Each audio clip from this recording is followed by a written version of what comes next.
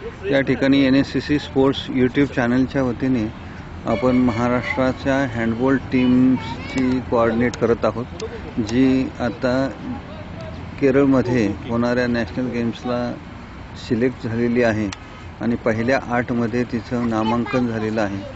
आणि या ठिकाणी आपणाला ह्या लेडीज हँडबॉल टीमच्या वतीने जे या टीमला प्रशिक्षण देणारे सन्माननीय सतीश डोंगे सर या ठिकाणी आहेत। नमस्कार सर। नमस्कार सर, आता जी नॅशनल गेमसाठी सिलेक्ट झालेली ही टीम जी आहे मुलींची, तर ही आता तुमच्या किती दिवसापासूनचा आणि किती दिवसासाठीचा कॅम्प आहे? हा 10 दिवसाचं प्रशिक्षण शिबिर आहे। 17 तारखेपासून प्रशिक्षण शिबिराला सुरुवात झालेली आहे। सगळे खेळाडू उपस्थित झालेले आहेत आणि त्यांचा सराव जोरदार पद्धतीने चालू आहे।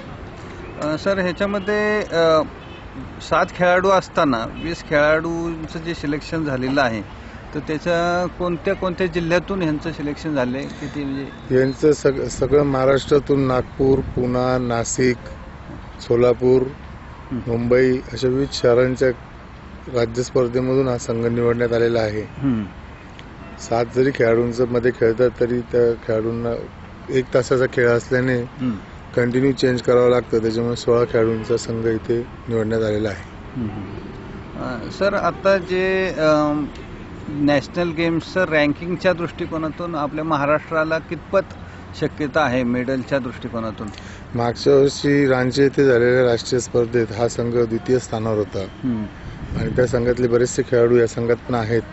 त्यांच्या जोडीला नवीन नवीन अपकमिंग चांगले खेळाडू या संघात आहेत, तर हा संघ अंतिम सामना खेळायला काहीच हरकत नाही। निश्चितच। सर, आत्ताचे जे खेळाडू आहेत तर ह्यांची जी प्रॅक्टिस तुम्ही घेताय, तर हिचं शेड्यूल काय दिलेलं आहे? 7 ते 17 म्हणजे 10 दिवसाचं शेड्यूलमध्ये काय कशा पद्धतीने आहे? सकाळी यांचा पूर्णपणे शारीरिक फिटनेस होतो, थोडीशी बॉल प्रॅक्टिस होते आणि सकाळच्या सेशनमध्ये सकाळी साधारणतः 2.5 ते 3 तासाचं सेशन असतं। संध्याकाळी 1 तास पहिले पूर्ण त्यांचं body warming up, physical exercise आणि नंतर 1 ते 1.5 तासाचा त्यांचा खेळ होतो।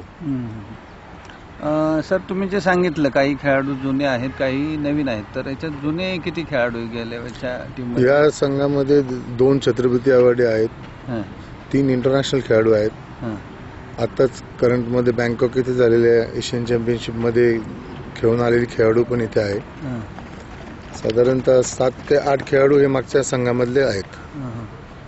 आणि याच्यामध्ये तुम्ही कॅप्टन, व्हाईस कॅप्टन असं काय फिक्स झालेलं आहे? नाही, अजून फिक्स नाही झालेलं। हा सगळा अहवाल आमच्या मॅनेजर साहेबांकडे जाईल, त्याच्यावर कोचेस मॅनेजर बसून सिनियर प्लेअर जो असेल त्याला कॅप्टनशिप डिक्लेअर करण्यात येईल।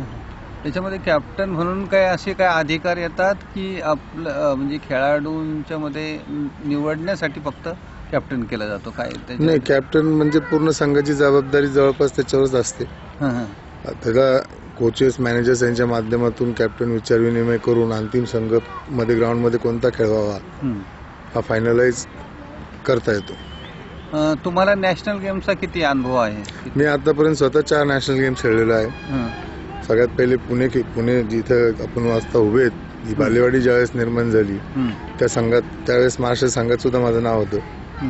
आतापर्यंत 4 नॅशनल गेम्स स्वतः खेळलेलो आहे आणि आता पहिल्यांदा कोच म्हणून जात आहे। म्हणजे जवळजवळ तुम्हाला 4 ते 5 नॅशनल गेमचा अनुभव आहे। हो।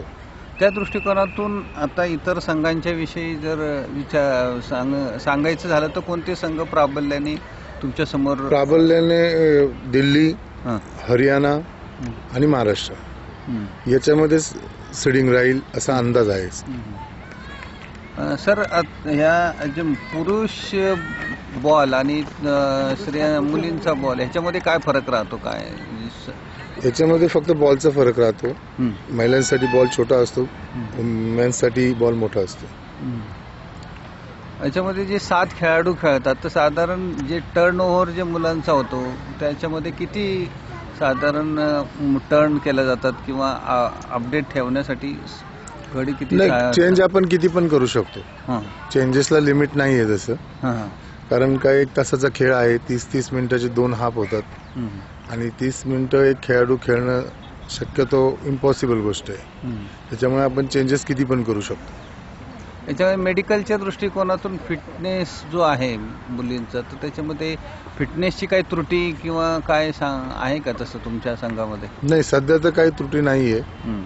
सगळे फिजिकली सगळे जवळपास सगळे खेळाडू फिट आहेत.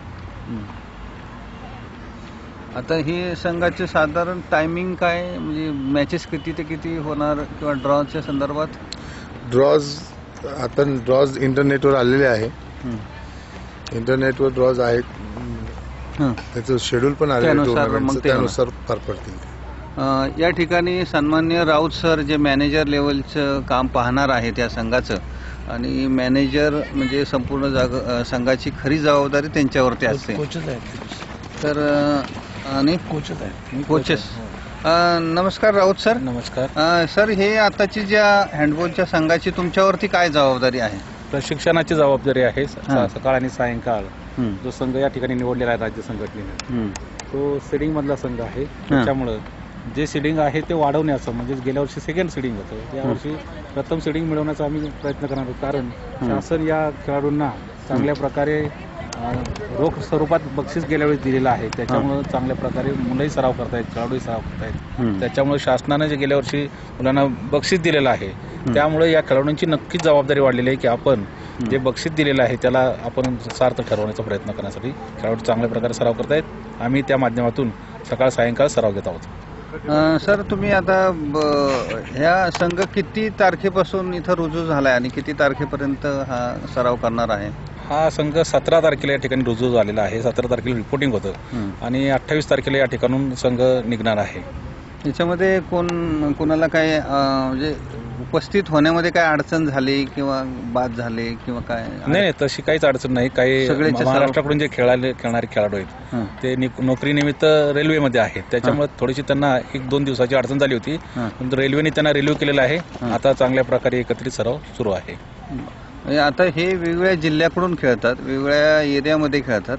आता ह्या जो कॅम्प लावल्यामुळे ह्यांच्यामध्ये कोऑर्डिनेशन व्हायला कितपत मदत होईल त्या 10 दिवसासाठी? आणि कोऑर्डिनेशनचा तसा प्रश्नच येत नाही, कारण बरेच वर्षापासून हे जे खेळाडू आहे महाराष्ट्र संघाकडून खेळतायत. एक 4-5 खेळाडू अपकमिंग जर सोडले तर हे खेळाडूंनी राष्ट्रीय लेवलवर फेडरेशन कप आणि नॅशनल गेमसाठी एकत्र खेळलेलं आहे. त्यामुळे फक्त नवीन जे खेळाडू आहेत त्यांना फक्त मॅच करून घेणं एवढाच एक भाग आहे. बाकी खेळाडू ऑलरेडी कोऑर्डिनेशन त्यांचं आहे.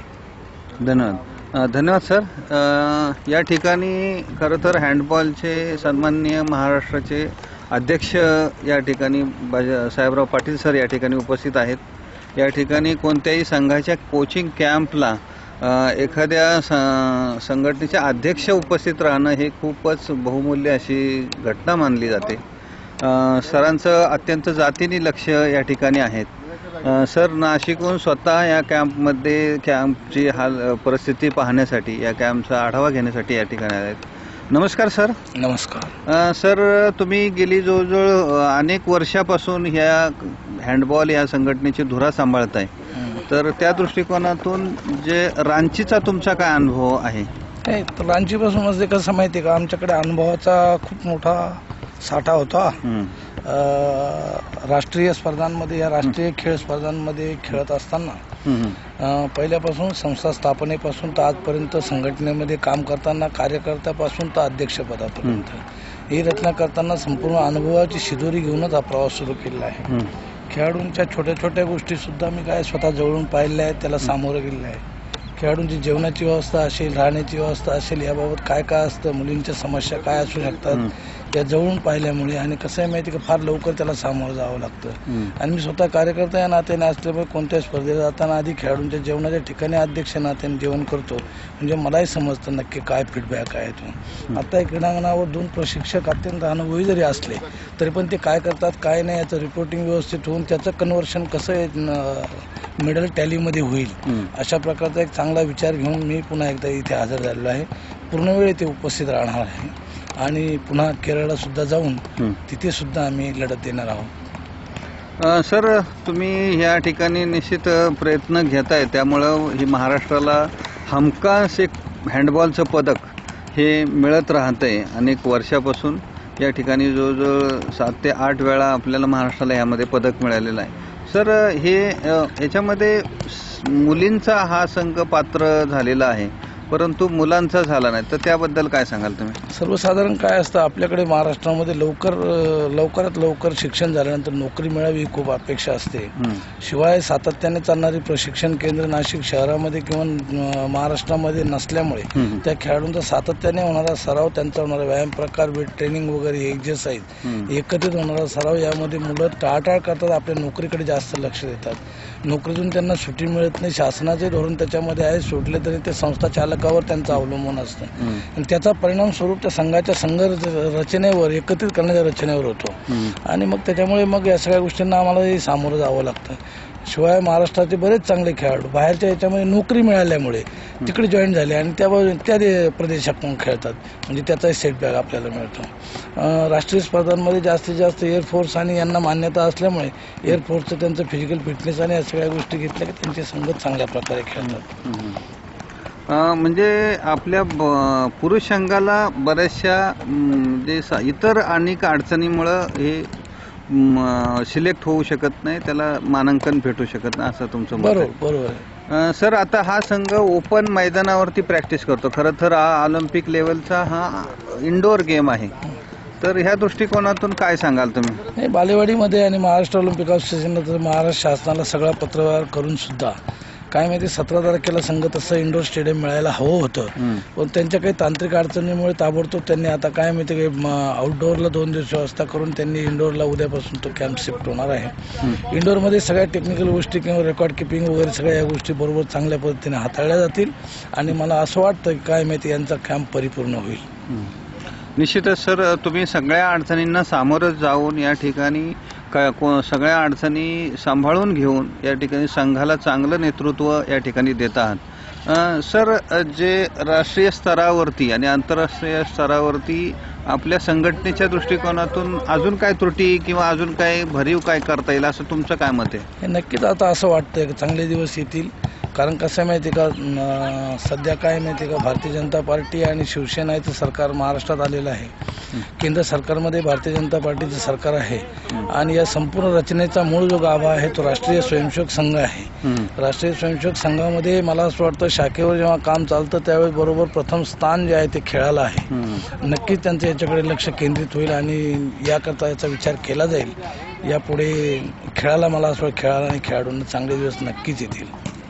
सर, तुमच्यासारखे संघटक आणि नेतृत्व या ठिकाणी हँडबॉलला मिळालेलं आहे आणि 100% महाराष्ट्राला पदकाची गॅरंटी या ठिकाणी मिळते आणि तुमचंच नेतृत्व ह्या संपूर्ण भारताला मिळेल आणि हा खरं हँडबॉलचा संघ हा एशियन लेवलला आणि ऑलिम्पिक लेवलला पात्र ठरण्याची प्रक्रिया घडेल, अशी शुभेच्छा या ठिकाणी NSCC स्पोर्ट्स यूट्यूब चॅनलच्या वतीने मी करतो आणि आपली रजा घेतो. धन्यवाद सर. धन्यवाद.